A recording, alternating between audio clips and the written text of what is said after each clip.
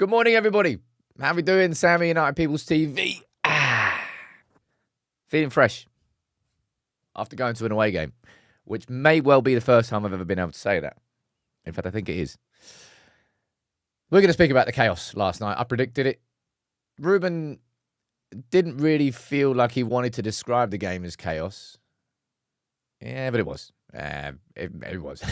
I mean, 3-0 down, 3-2, conceding straight from a corner, the 99th minute third goal back. It feels like a collar-up sort of Friday. So I threw in 20 gifted memberships. I think this is the last, I don't think, it is the last show, the last Friday show before Christmas. So everyone enjoy yourself in the chat today. Please get your opinions in the comments. I will try and answer as many of your reactions as I possibly can. And I can see everyone's feeling festive down here. JC, you're gifting 20. Rob, you've gifted 1. And we've got Frankie Lab. Frank, you're gifting 5 as well. Good morning to everyone, especially JC. Thank you very much, dude. Matching the 20. Look at that. Makes me want to play poker. When was the last time anybody played Texas Hold'em? I used to love playing that. I haven't played it much. Let's see who's here from the Mod and the Member Gang, and then we'll get straight into the show. Carl, good morning to you. T, I saw you start the show as well. Josh, you'll be here as always. We've got JC, we've got Akash, Rob, we've got Marwan, we've got Star, we've got Lisa and Stephanie, Haley, and Ricky. Lots of faces. Jonathan Rose, I can see you there too. Wow, last night was interesting. I'll get straight into it. But before I do, can I ask you, ladies and gents, to please do me a favour? The podcast is out again this morning. I think that Food Army's coming out. You gifted 5 memberships too. I had a delicious burger at halftime yesterday because I was Hank Marvin. Let's go. Let's speak about the game. Right. But what I said in my match reaction yesterday, strong choice driving, by the way, because I was able to actually do my match reaction. I wouldn't have been able to do it otherwise. And it's important that I do now. Right, you might say that I can't enjoy away games in the way that I used to be able to enjoy away games. Just basically go there, just get absolutely off your face and just have a great time with friends and kind of just be there for the football and don't really think about anything else. Yeah, I do miss that, but also I'm in a privileged position that I speak about Manchester United for my job, and it's I'm willing to sacrifice that in order to do what we do here. All right. But the away end was, I think it was good. It was all right. I've been in better and I've been in worse. Actually, the worst ever away end I've ever been in was also Spurs when they were at Wembley. You know, when we conceded after I think it was Ericsson. Wasn't it Ericsson who scored? We conceded. That was when Poch was manager. I think it was Ole. They scored after a minute and a half. That's the worst ever away end I've been in. If anybody's having any sort of freezing problems, it's not my end. And I'll say it to everybody, if you're having sound issues, freezing issues, don't leave a comment. Refresh your YouTube, and 9 times out of 10, it'll fix the problem. How much was the burger? $11.95. Pretty decent, if I'm being completely honest. Pretty decent. What was you saying down here? I thought you were harsh on Bayinde. I don't think I was harsh on Bayinde. I'm sorry. It's goalkeepers, man. It's why the criticism of Onana was so fierce. Because when you're a goalkeeper and you make mistakes like that, you concede goals. Attackers can get away with mistakes. Big mistakes. Doesn't matter. You're 70 yards away from goal. More pressure on midfielders, even more pressure on defenders, and the most pressure on goalkeepers. Hasib, you're saying you were in the Spurs end last night. I can't remember when I've done that before. Has anybody ever done it? It's crap. Going incognito as a United fan in an opposition stadium and having to sit on your hands and not really set it. Basically, you're just there to watch. You can't really do much else. John saying, when is United People's TV on over the Christmas period? We'll be here. Today, we've got, of course, the 5 things we learned from the Spurs. Tomorrow, we've got the Bournemouth 11. Sunday, we've got the Bournemouth game. And then, what's that? 21st, 22nd. So the 23rd is Monday. We'll be here live on 23rd. Be here live on the 24th on Christmas Eve. 25th. There's going to be a special video going out on Roy Keane, which you'll all love. watch that one. And 26th, we play Wolves. So back in the game. Back in the game. Right, let's speak about the game last night, all right? Firing your opinions on the game. Were you... what's your sort of overall feeling coming out of the game? Are you angry the fact that we went 3-0 down? Are you angry the fact that Amorim made substitutions? Are you taking the game as a positive overall or as a negative? You can let me know what you think. I'll go down and read some of your comments. Chris, you're saying, I did that last night. It wasn't the greatest thing. It's long. It takes away the enjoyment of watching United away from home. You have to have that tribalism. And if you can't, it's just a bit weird. Akash saying you got tickets for Wolves. Very nice. We're saying, Pos, you sat in the home end against Middlesbrough and we got battered 4-1. Lone Wolf, you're saying that we switched off last night. Observer saying, appreciate Onana was the one who single-handedly got us out of the Champions League last season. Yeah, I said this in my match reaction as well. I can't say with complete confidence that Onana might not have made those same mistakes. But rotating goalkeepers, yeah. Well, there's a reason why he's been there. Justin, you're saying Martinez is a worry. I'm going to be speaking about Martinez. 2 less games to play. Taking the silver lining from that. Well, it would have been a double header against Liverpool in an already packed schedule.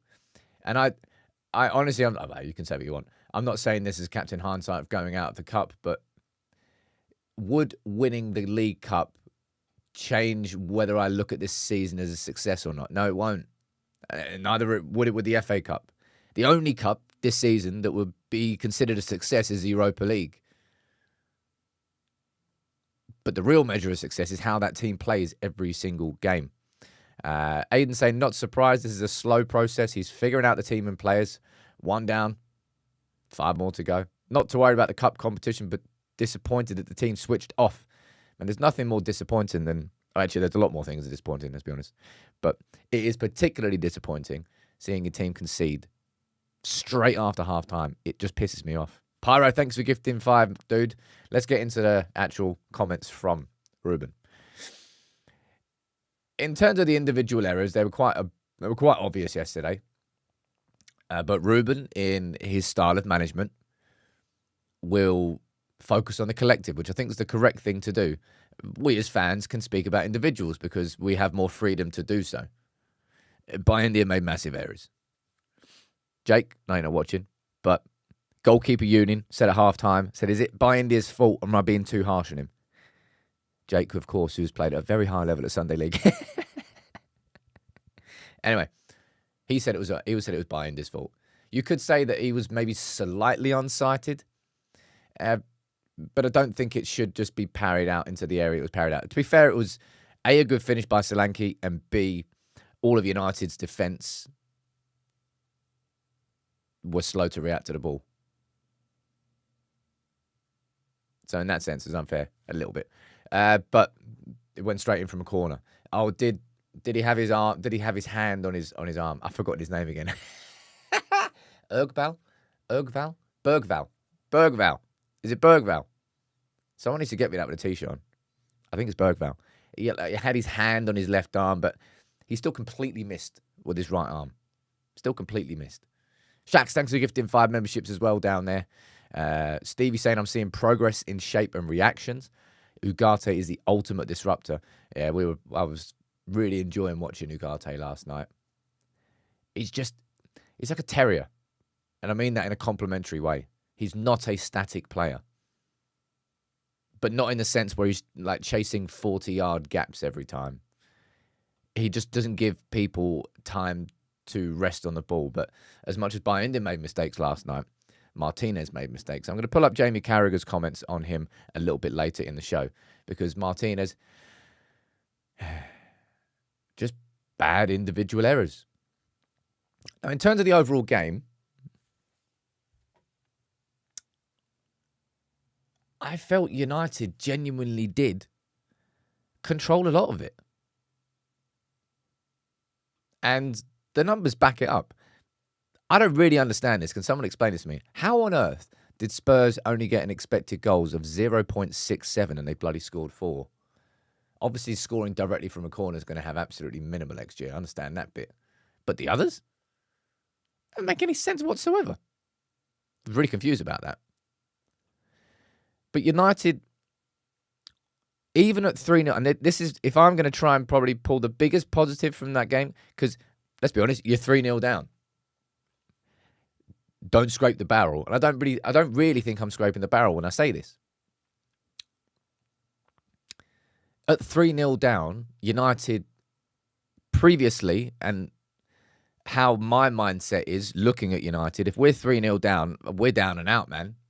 There's no way that a United team like this, that's got no backbone whatsoever, is going to find any sort of way back into this game. And we did. And that was a good thing, to show that at 3-0 down, that we didn't just lay down and just see out the last half an hour of the game. The first goal came because we forced the error. Obviously, it was a bad mistake by Fraser Forster, but it was a mistake because we were pressing collectively. Got it? Xerxes finished it. The second goal from Ahmad. Sure, it is another mistake from Forster, but it was a forced error that came from the high pressure.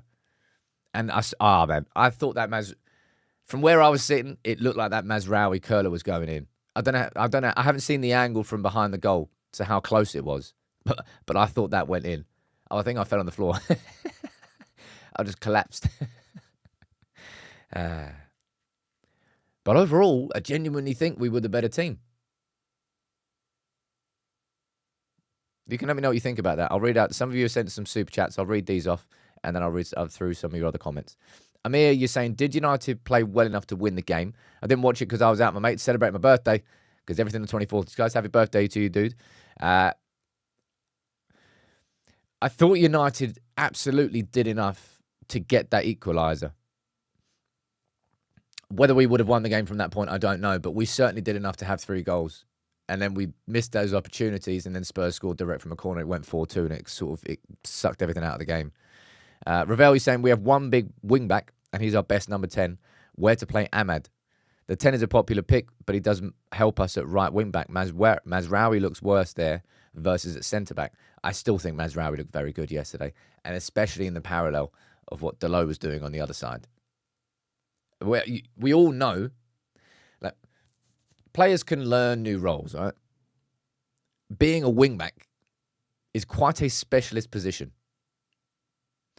And if you're not a wing-back, you can learn, and Ahmad certainly looks kind of best in that position, but he also is our most creative player. There's no way, I think, you can't play Ahmad at right wing-back. It works. He will play there, and he will offer something. But he's far too creative to take him that far away from goal. Pyro saying, a lot of positives from yesterday's match, especially after the subs. I'm very optimistic for the future. Feeling very optimistic. And the subs, I'll speak about those in a little bit, but again, the subs change the game is because Amorim focused yesterday on rotation, on building the squad, on maintaining fitness for across the season rather than for an individual result. Because he could have played everybody from the start yesterday. And exactly, Vincent, is what you're saying down there. If we had our first full team out from the first minute, we would have beaten them. The quality of the squad is issue, but there is progress tactically. I think there's a good one there. That's a good comment. V, you're saying the loss was acceptable. There were good takeaways from it. It gives us some breathing space in January. Yeah, it would have been a double header. Would have been a double header against Liverpool in January, and we already played them in January. Does that mean we would have played? If we got to the semi-final, does that mean? Well, I don't think both fixtures would be in January, would they? Does that mean we would have played Liverpool away twice in January, Arsenal away as well in the FA Cup? Fwah. Mo's saying you've got to appreciate Son's beautiful goal from the corner. No, I don't. There is fair play. The kick was good. The delivery was great. If any player ever scores from the corner, it's because the keeper's had an absolute wobbler. Case closed. And that might be the biggest first world problem I've ever seen in the comments. Sorry if I missed any comments. In and out as the electrician is here for my hot tub. That is a definition of a first world problem, that is. But Amorim after the game saying that he can see the team doing things better, understanding the game better, slightly better decision making, and physically they are better. And as you all pointed out down there, when the subs were made, United improved a lot. Ahmad coming on, being the difference maker. I'll speak about Ahmad in a bit. But not just Ahmad. Xerxes made a difference as well. Kobe made a difference in midfield.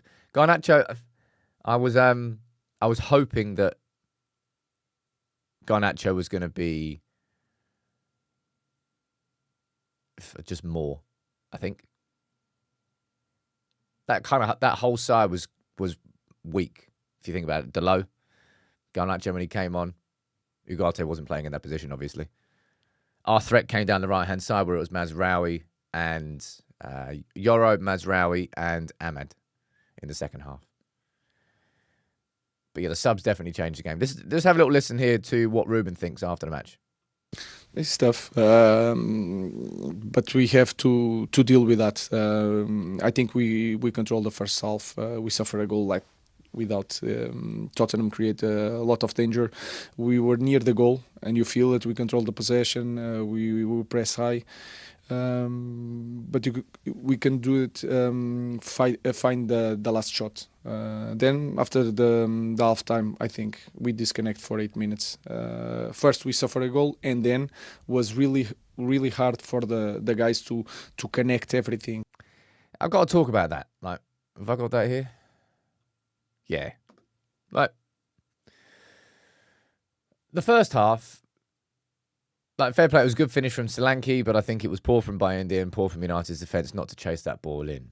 Other than that, I don't particularly think that Spurs threatened. I think United had a lot of measured possession. However, we weren't creating the final chances, as he said there. But to come out in that second half, to concede one after, 1 minute,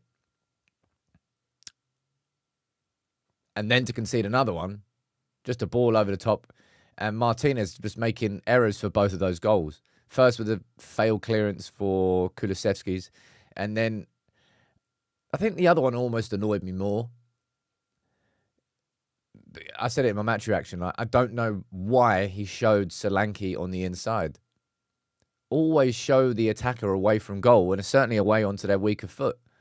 And both of those could have been done at the same time if he closed that angle. It's just he opened his body in the wrong direction, which is a really basic error from a player who's better than that. And Bayindir's errors, in my opinion, were quite bad. You could say he was unfortunate with the elbow. No, I think you're being really generous in the fact that he scored straight from a corner. And yeah, I'm being probably harsh on Bayindir, but you're a goalkeeper. That the room for error is so much less. And yeah, what do you think about that? Just United conceding 2 in 8 minutes in the second half? It's just frustrating. CD, you're saying Martinez is good, but not to the level needed. I think he needs to be replaced by someone like Inacio. I don't think we'll go for Inacio. It'll be too much. And same to Diallo. I think Diallo's got I'll speak about Diallo individually a little bit later, actually. But he's got the athleticism, but I don't know if he's got enough. Rohar, you're saying, Sam, do you think the emphasis of keepers playing out from the back is hindering their shot stopping? It doesn't seem to be the priority anymore. I mean, I wouldn't say it hinders it. It's just another asset of the game. It's the modernization of football. Goalkeepers are required to be playmakers. Do you remember when Manuel Neuer first came through? He was an absolute chameleon. The sweeper keeper. He would just do stuff that no other keeper could do or even tried to do. So Neuer sort of set the trend. And then you're like, well, shit me. Well, so goalkeepers can actually do that. And then I wouldn't say everybody started copying, because Neuer was hands down the best goalkeeper for a good few years. But I think he changed how people viewed what goalkeepers could do.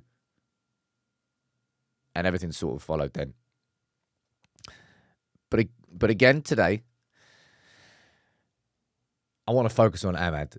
I want to say this as well, right? Ahmad is easily Manchester United's most technical attacker. Quality with the ball at his feet. Kind of light years above all the players around him. I really saw yesterday how Not that, I mean, I suppose defenders are scared of him a bit, but just how aware they are of Ahmad now, how quickly Spurs doubled up on Ahmad down that side. Whenever he had the ball, they didn't allow him to have the space that other teams have afforded him in previous games.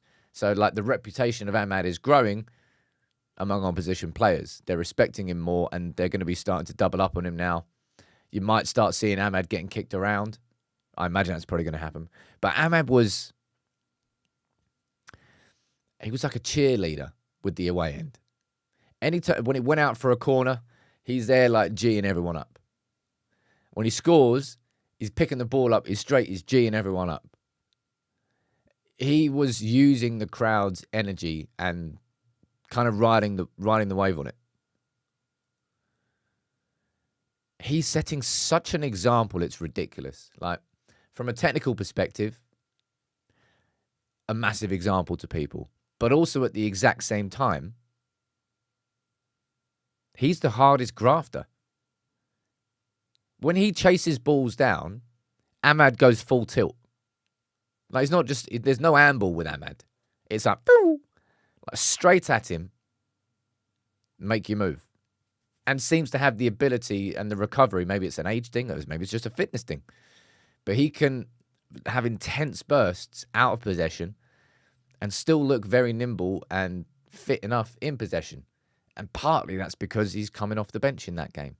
Partly because it's his minutes getting managed.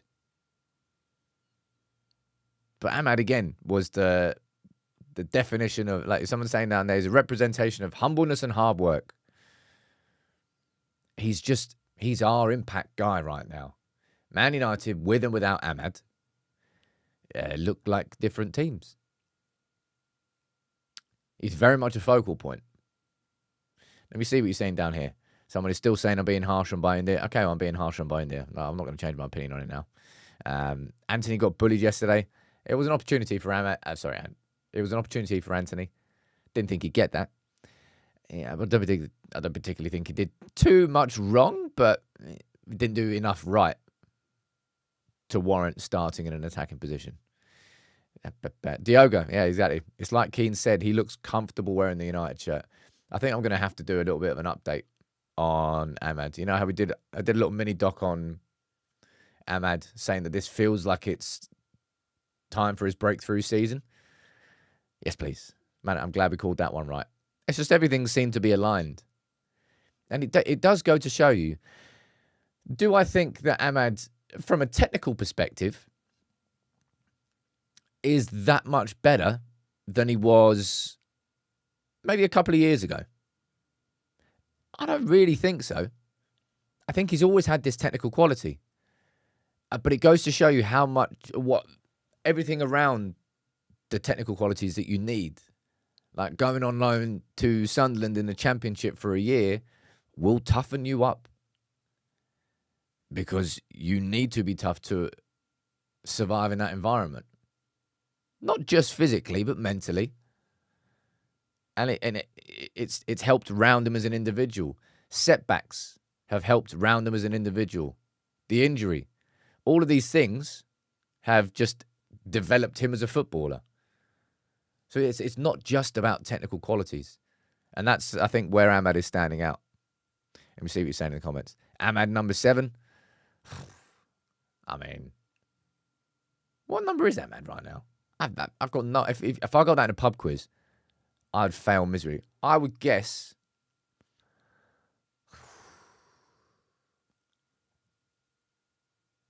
18. No, is that Casemiro? Fucking hell, what number is Ahmed? I've got no idea.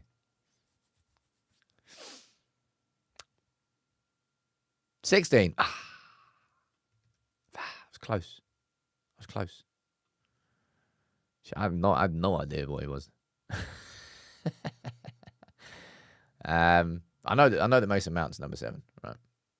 Anyway, I love Ahmed. When I look at Ahmed, I see a young OGS. I don't know. Yeah, Ross, that is a cool photo. Kulusevski, mate, Kulusevski is Spurs' danger man. Kulusevski to Spurs is what Ahmed is to United right now. And quite a few of you are saying this down in the comments, right?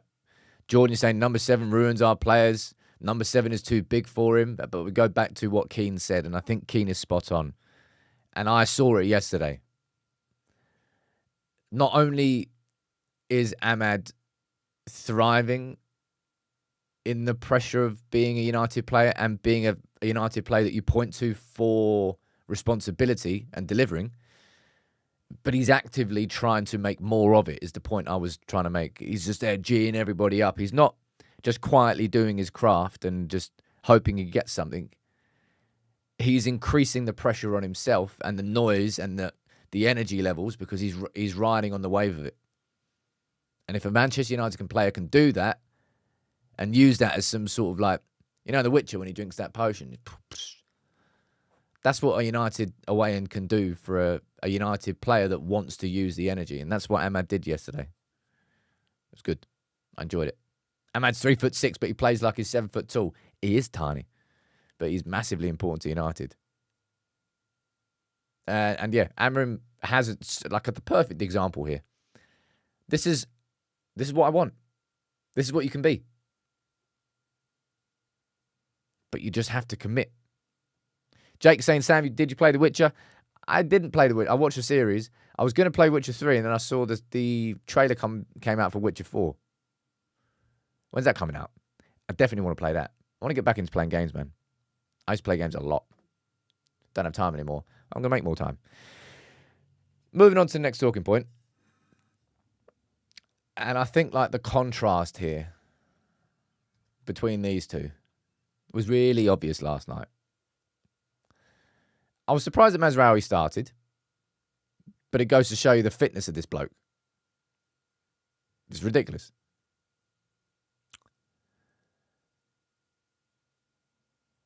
From a technical perspective, you go back and we could speak about Ahmad again, and we could speak about Mazraoui. And then we could speak about Diallo. Now, honestly, there's quite a few players I would move on ahead of Diallo. But I think in the long term, like if you looked at how United were attacking yesterday, and where we actually properly had threat, it was all down the right-hand side. Down that left-hand side, we really didn't have much. It was sort of like Diallo would receive the ball, kind of turn back inside. Wasn't really anybody. Who was on the left-hand side there at the start? Was it Bruno? I think it was Bruno. No, it was Bruno or Anthony, one of the two. Don't know whether they chopped and changed sides. But Diallo is very good athletically. I think managers like him. I think he will do a job, and I think he's good at that. But I think that's where his limits will be. And I think the ceiling of Diallo isn't high enough for the requirements of what the wing-backs need to do under Ruben Amorim. That's just as I said, there are a lot of players I think I'd get rid of ahead of Diallo. But I think if you're looking at like a 2-year plan, I think that's a conversation that comes into it. And wing-backs are going to be where, if you had to, just off the top of your head now, I suppose I've kind of made it a bit of a loaded question, really, because I'm literally talking about wing-backs right now. But if you had to choose your 3 most important signings, positionally, for Amorim over the next, 2 windows, what 3 would you go for? Because at least one of them has to be a wing-back. At least one. I think you need another one in central midfield.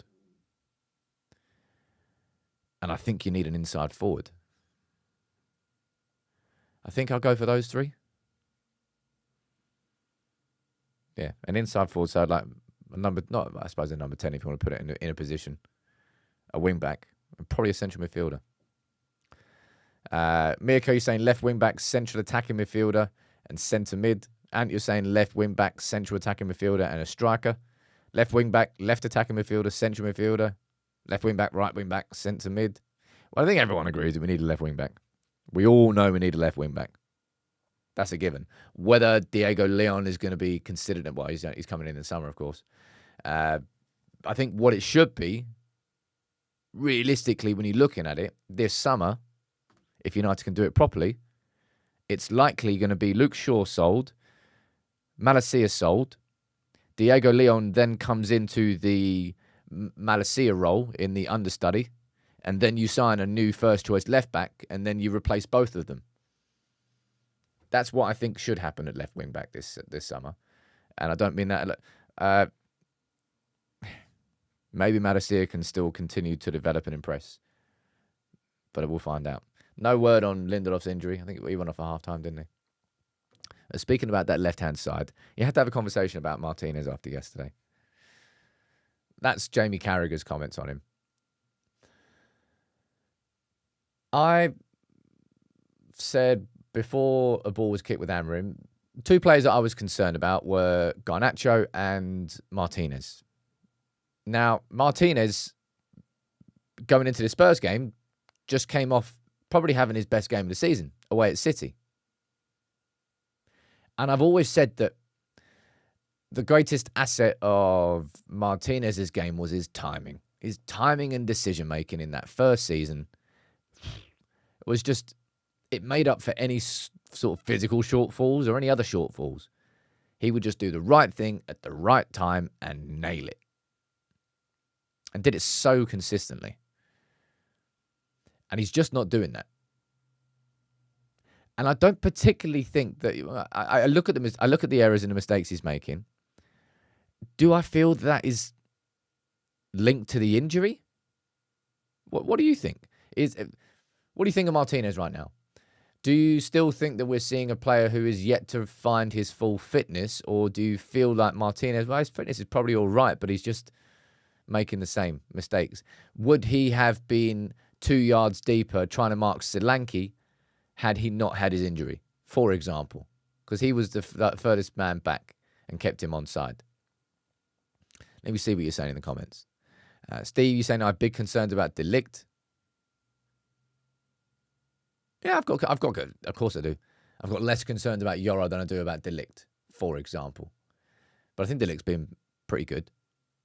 Although, did Amorim explain why I wasn't in the squad yesterday? Because I didn't actually see that. Let me see what you're saying in the comments then.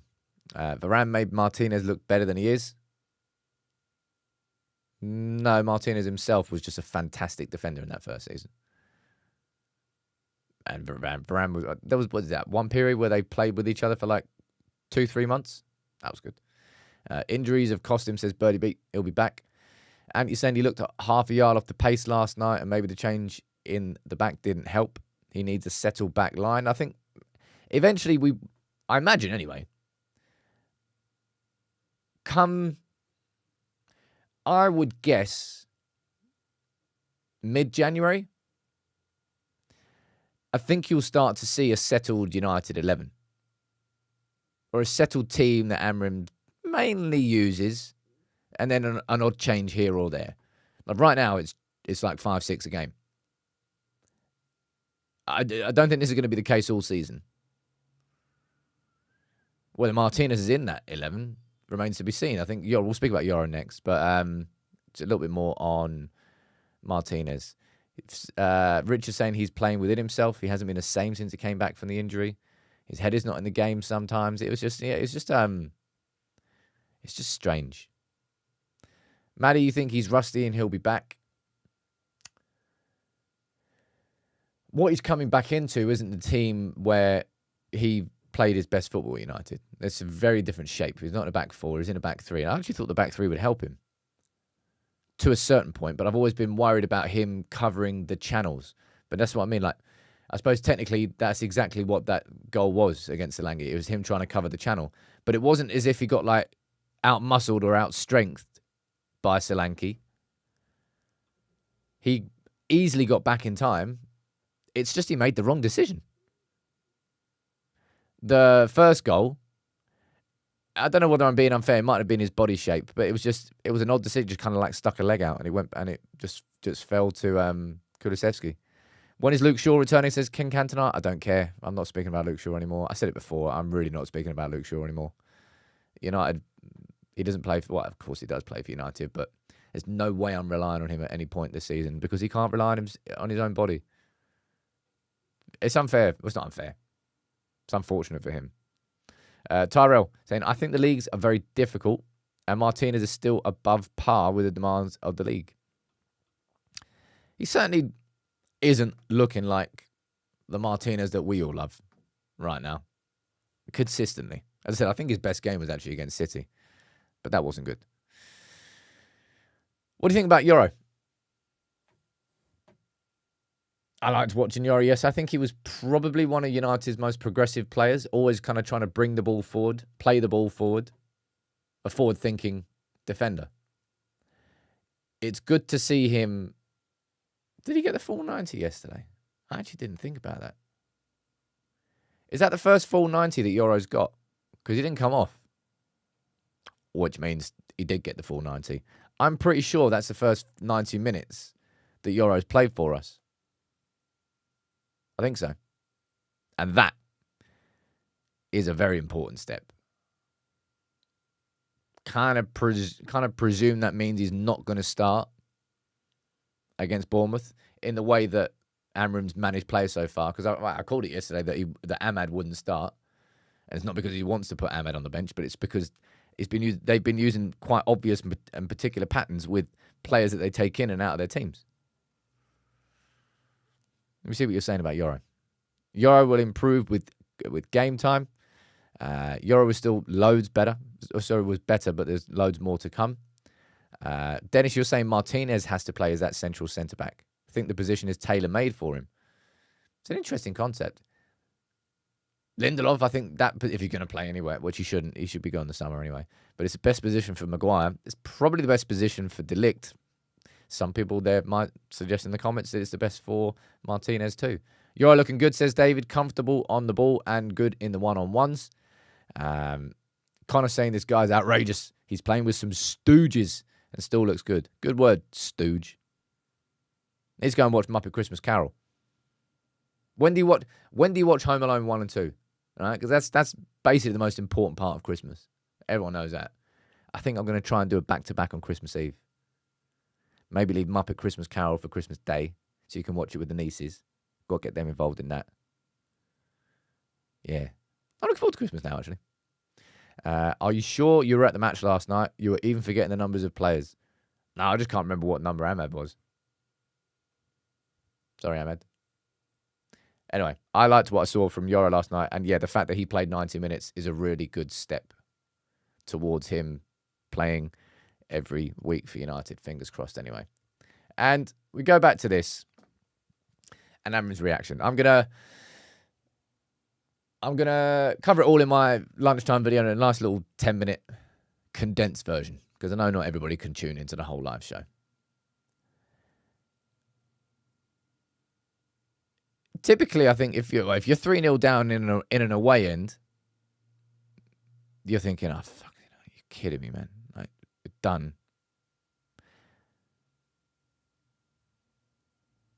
United were better than Spurs in that first half and winning 1-0 down. It's really sloppy to concede after a minute and then that third goal. But from then on, we really battered Spurs for like a solid half an hour. About 25 minutes, half an hour. Battered them. We really put them under so much pressure that they could basically not get out of their own half. And I haven't really seen United do that. And especially in the position of being 3-0 down for a long old time. Spurs didn't know what to do. They didn't really have an answer. And they were fortunate that Mazraoui's curler didn't go in. Ahmad, you know when Ahmad had that shot and then Forster just went, ooh, just like booted it out. I think there was a lot of good to take away from that performance, even if the result wasn't good. And Amorim speaking after the game, sort of reiterating that for him, Silverware won't fix everything. And we know that. And maybe that's sort of a follow-on from kind of how focused on Silverware Erik ten Hag became towards the end. And maybe just a shift away from that. I don't quite know. But winning the League Cup and winning, someone down there got angry about me saying that winning the FA Cup isn't a success. I didn't say it's not a success. I'd love to win the FA Cup every bloody year. but it is not going to be, at the end of the year, the measure by which United's season is assessed as a success or a failure. They're like side dishes. Like the FA Cup's like a really good mac and cheese. Don't even like mac and cheese. Why don't I even go mac and cheese? Anyway, side dish. League Cup, side dish. Europa League's even a side dish, but kind of a little bit more so because it gets you into the Champions League next year. The real success is whether or not this team is just visually progressing week after week. And you know what really annoyed me yesterday? Really annoyed me. I was like, are you kidding me? You finally decide that you can score from a corner in the 99th bloody minute. Like, can United just... Little zoom in on Fraser Forster's face there. He's not happy, is he? Anyway, it annoyed me. I was like, can you please just get good at set pieces? Just something. Just something. I think a couple of you sent us super chats. I'll read these out. Amir saying, Yoro looks amazing whenever I see him play. And you're saying, once again, lacking a clinical and ruthless striker. Yeah, Xerxes looked better than Højlund did when he came on yesterday, I thought. Højlund's kind of a hot and cold striker. Most of these United players are hot and cold players. I'd say Ugarte's got a real measure of consistency about him now. Ahmad's got a massive measure of consistency. Mazraoui's had that consistency all season. You're starting to get a few players that week in, week out are actually starting to put in 6, 7 out of 10s every week, which is good. And some players, you're still going from an 8 out of 10 to a 3 out of 10 to a 6 out of 10 to a... The consistency is not quite there yet with this whole squad. Now, one thing I want to say here, right, was just... This was... I saw this anyway, and I couldn't really read it. I was like, did I say Taraz? I didn't really understand what the banner was because just the angles were a bit wrong.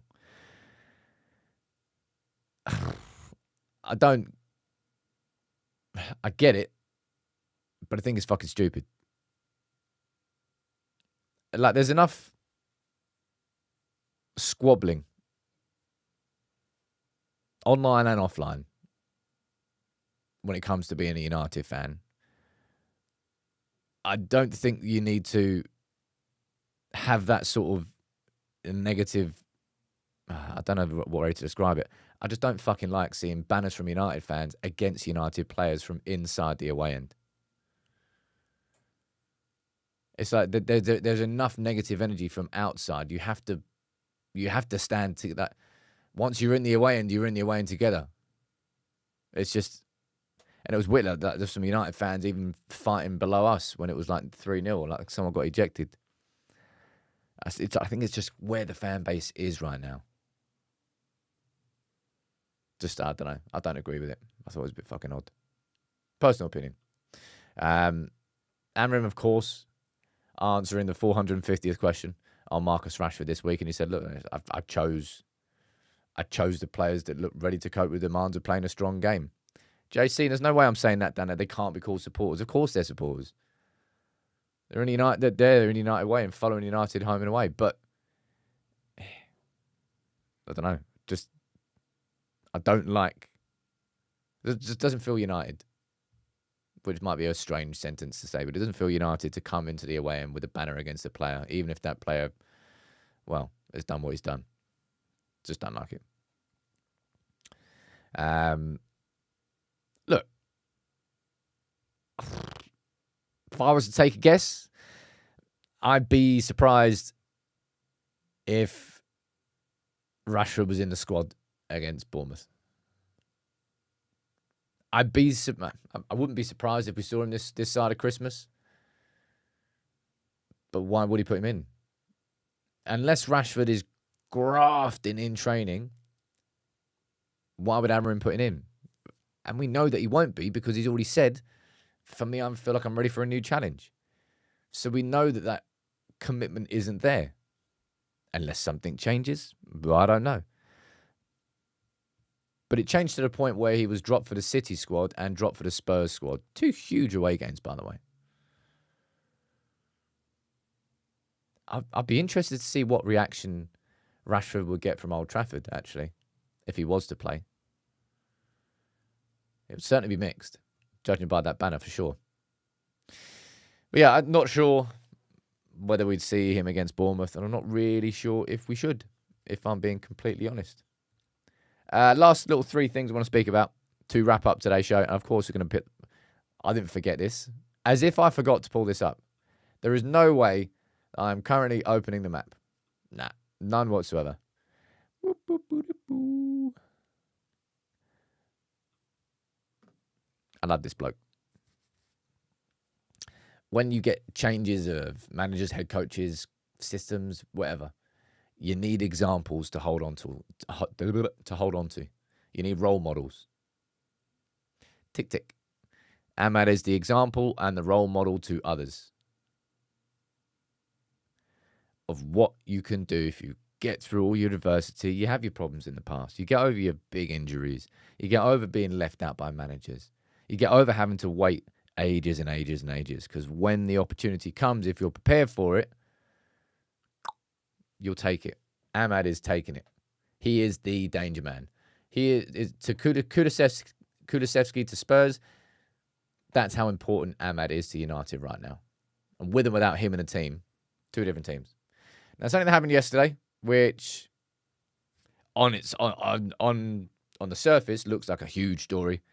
Ratcliffe invests further 79 million of his own money into United, and interestingly, switches where the ownership of the shares is away from, I think, Trawlers Limited towards INEOS, which I think lines up with all the other investments that INEOS have made. But of course, he's put $1 billion of his own money in. This is just the 3rd installment, as far as I'm aware. This is the 3rd installment of the $300 million that he pledged at the very start. Remember when he put $100 million in, and then halfway through he put another $100 million in, and dollars, and now he's put another $100 million in. So that's 300 of his own cash monies. Imagine going to your bank account and just saying, I won't be here. No offense, everyone. I'll be on a yacht somewhere. I reckon just island hopping around Croatia. Yeah, that's where I'd just, if that's where I'd disappear to. Man, that'd be fun. Anyway, be nice to look into your bank account and see that. I think that's just what it was. But I wonder whether the switch of ownership of shares has any sort of long-term impact. When I know more about that, maybe on the Monday show, I'll be able to speak to you about it. Of course, today's Friday, so games everywhere. Spurs, 8 p.m. on a Sunday night. Bournemouth, 2 p.m. 8 p.m. on a Thursday night. Bournemouth, 2 p.m. on a Sunday afternoon. Games coming thick and fast. Then after that, we of course got Wolves away on the 26th, 5:30, and then we've got Newcastle on the 30th. And by the way, Newcastle is going to be another reaction on the road, because I'm getting to go to Portugal for a couple of days. Going to go and see my mate Dan and Leia. Big ups to Dan and Leia. And their little boy Luca. I'm looking forward to spending a couple of days there for New Year, because I haven't been able to get away much at all. Been working a lot. So I think it'll be nice to disconnect a little bit for a couple of days. But I'll tell you what, we've got some cracking videos coming out. Already preparing them. Never a day off. Never a day off. What do you expect on Sunday? Right? There's no point in me doing a poll, because I know you're going to say that United are going to win. Well, maybe I should. Do a quick 5-minute poll at the end. Right? Bournemouth. No. Well, result. Let's put result. United win. Draw. Bournemouth win. Now, on the surface of what I've seen from Bournemouth this season, they've been pretty damn impressive, if I'm being honest. Iraola's done a great job there.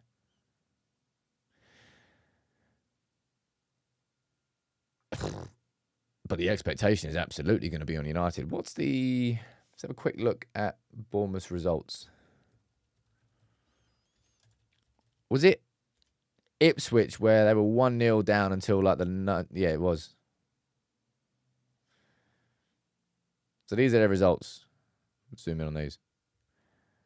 just drew at home to West Ham. That they were 1-0 down until like the 90th minute. And they won there. They beat Spurs at home. Beat Wolves 4-2 away. Lost to Brighton.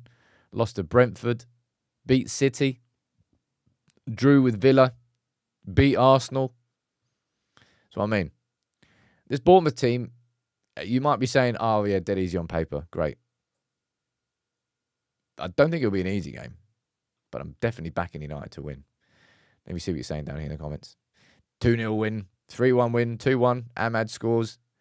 Did you enjoy the new Superman trailer? Not seen it yet.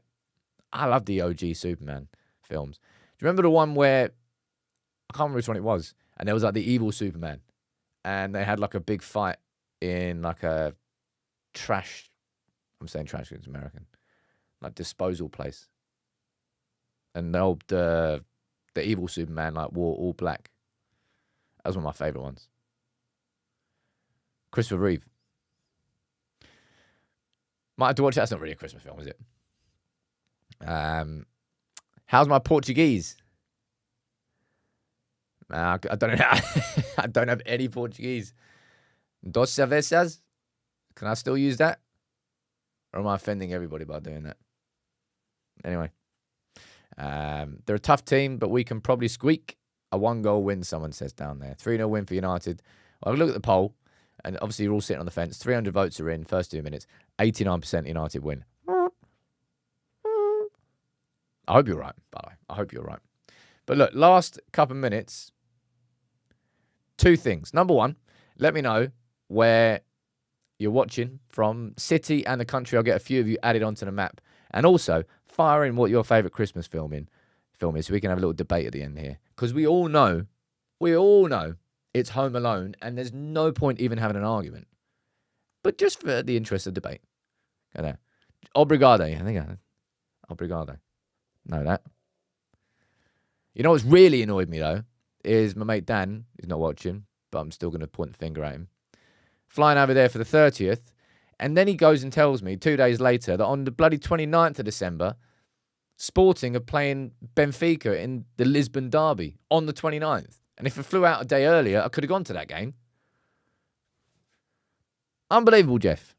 Unbelievable. Right. Let me see where you're watching from. We've got Julius watching from Tampere. Tampere? In Finland. I'd love to do like a... I was saying this the other day. I want to do 3 Christmases abroad at some point in my life. I want to do a proper American winter Christmas, a hot Christmas somewhere, and then like a Scandinavian Christmas at some point in my life. That'd be fun.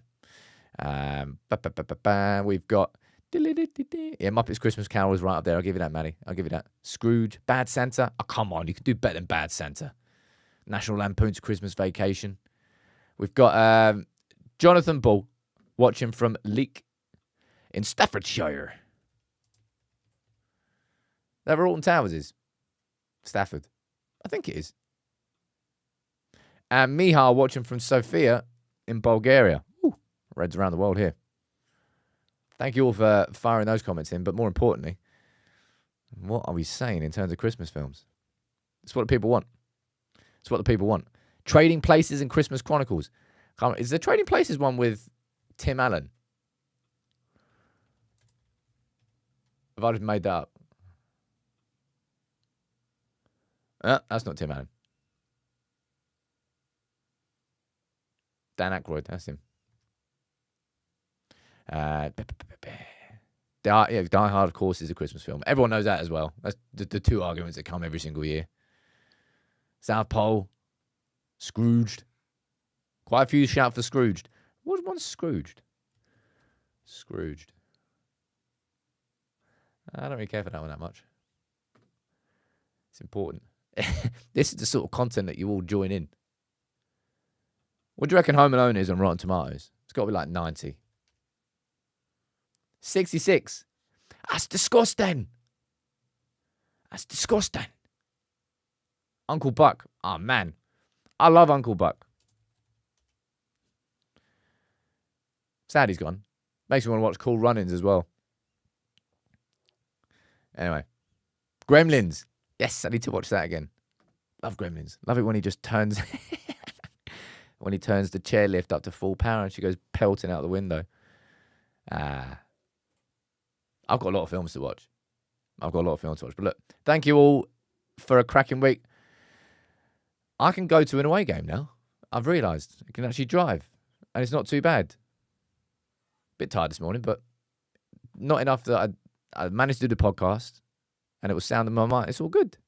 Steps in the right direction. If you can, please, ladies and gents, before you do leave, drop a like on the video. And I'll say this one more time. Please, if you're going to support any sort of bit of content that I'm doing at this moment in time, please support the podcast. It's something I've always wanted to make a massive success of, and I think we really, really can. So if you can, just go over there, leave a 5-star review, and give it a listen, all right? Braveheart is not a Christmas film, but I love Braveheart. And so does Amorim. I need to invite Ruben over so we can sit there for like 3.5 hours and just watch Braveheart. Let me just go and drop him a text. Have a cracking weekend, everybody. I'm going to have my 5 things we learned against Spurs today. Tomorrow, Bournemouth 11. Sunday, Bournemouth reaction. Monday, we're going to react to the fact that United won 9-0 against Bournemouth. Might happen. Probably won't. Definitely won't. Take it easy, one. Have a cracking weekend.